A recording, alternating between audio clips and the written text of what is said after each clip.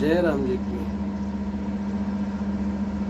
बहुत अच्छी एक हीरे की जवाहरात की एक दुकान थी, ज्वेलरी शॉप जिसको बोलते हैं।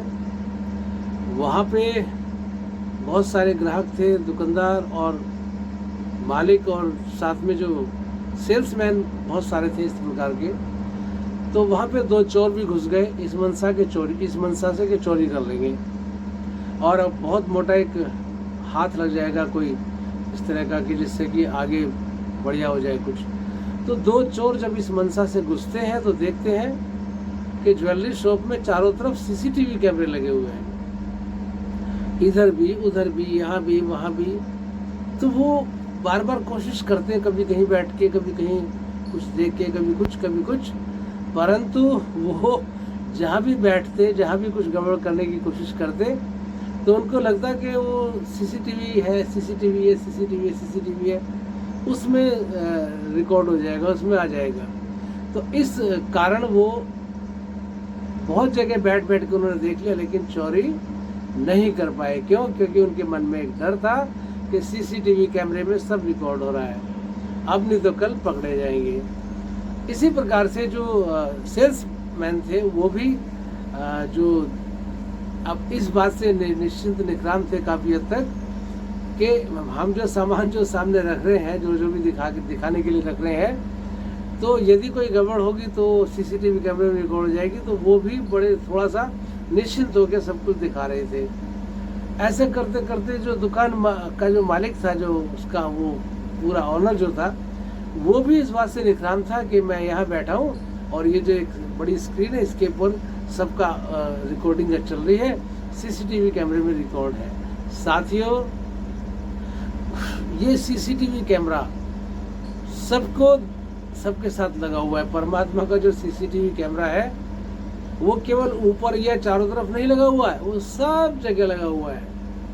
वो केवल ऊपर नहीं टंगा हुआ। सीसीटीवी कैमरे तो निश्चित है कि भी यहाँ लगेंगे, वहाँ लगेंगे, लेकिन परमात्मा का जो सीसीटीवी कैमरा है, परमात्मा के जो खाते में जो रिकॉर्ड चलता है, वो सारा एक एक घटना, एक एक बात का और एक एक कर्म का रिकॉर्ड चलता है। और यही नहीं, सोच का रिकॉर्ड भी चलता है कि हम क्या सोच रहे हैं। तो यदि जैसे चोर या दुकानदार या जो सेल्समैन, जो मालिक जो थे, वो इस बात का ध्यान रखते हुए कि सीसीटीवी कैमरे में सब रिकॉर्ड हो रहा है, वो पूरी तरह से चोर भी चौकन्ने थे और वो भी निश्चिंत थे।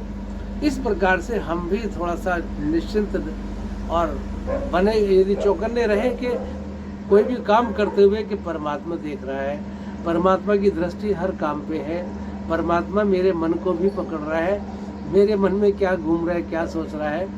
तो इस बात को यदि पूरा गहन विश्वास और श्रद्धा करें, सबको पता है कि परमात्मा देखता है, ये बातें साधारण है, बचपन से सीखते आ रहे हैं। और भारतवर्ष की तो किताबों, कहानियों, किस्सों में और इनमें सब में ये सब बातें थी जिससे बचपन से सीखा, लेकिन सिर्फ मानते हैं इन चीज़ों को, जानते नहीं है, गहन विश्वास नहीं है, श्रद्धा नहीं है।